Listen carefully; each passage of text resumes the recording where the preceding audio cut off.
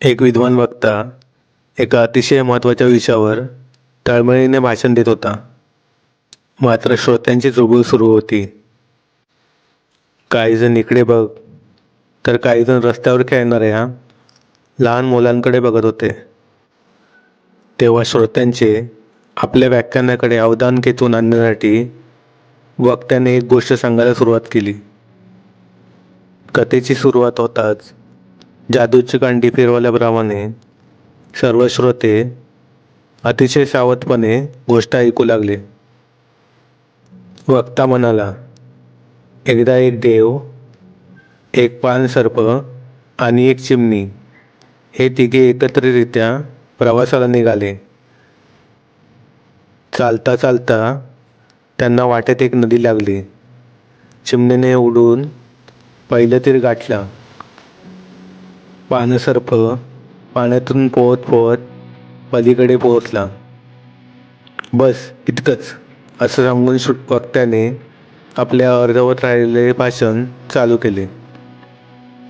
श्रोते आता जोराजोराने ओरडू लागले, अहो वक्ते महाशय, देवाच्या पुढे काय झाले?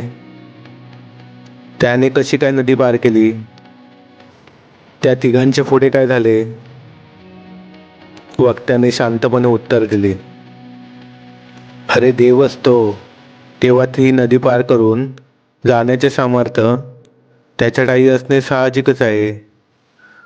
तो पाण्यावरूनही चालत गेला असेल किंवा पाण्याला बांधून सारून जाण्याचे कौशल्य त्याच्यात होते, पण तो अलीकडच्या तीरावर थांबला. श्रोत्यांनी मोठ्या उत्कंठेने विचारले की देवाने असे अलीकडे थांबण्याचे कारण काय? यावर वक्ता म्हणाला, ज्या मूर्खांना महत्त्वाच्या विषयावरचे असणारे व्याख्यान न आवडता मनोरंजक गोष्टी आवडतात, त्या मूर्खांचा विचार करत देव नदीकिनारी बसू नये.